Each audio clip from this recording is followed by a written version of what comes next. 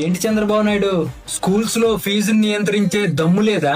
నిన్న కాక మొన్న తమిళనాడుకి సీఎం అయిన విజయ్ గారు స్కూల్స్ లో ఫీజు నియంత్రిస్తూ కొత్త విధానానికి శ్రీకారం చుట్టబోతున్నారు. ఒకసారి ఫీజు స్ట్రక్చర్ చూడండి. ఎల్కేజీ నుంచి యూకేజీ వరకు 16,640 రూపాయలు, 1వ క్లాస్ నుంచి 5వ క్లాస్ వరకు 18,635, 6వ తరగతి నుంచి 8వ తరగతి వరకు 20,635, 9వ క్లాస్ అండ్ 10వ క్లాస్ కి 22,965 అండ్ ఇంటర్మీడియట్ ఫీజ్ 25,825. మీలాగా 40-50 సంవత్సరాల అనుభవం లేదు. నిన్న కాక మొన్నొచ్చి దమ్మున్న మొగాడిలాగా స్కూల్స్ లో పేద పిల్లలకు కూడా మంచి చదువు దొరకాలనే ధ్యేయంతో ముందుకు తీసుకొచ్చారు. మరి మీరెందుకు చేయలేకపోతున్నారు? 40 సంవత్సరాల విజనరీ. మనలో దమ్ము లేదు. ఎందుకంటే మన మంత్రులకి అన్ని అవే కదా, కాలేజీలు, స్కూల్స్, వాళ్ళ దోచి పెట్టాలిగా. సో మనం మాత్రం పేద ప్రజలకి చదువులు అందించం. ప్రీవియస్ గవర్నమెంట్ లో తీసుకొచ్చిన వాటిని కూడా తీసేస్తుంటాం.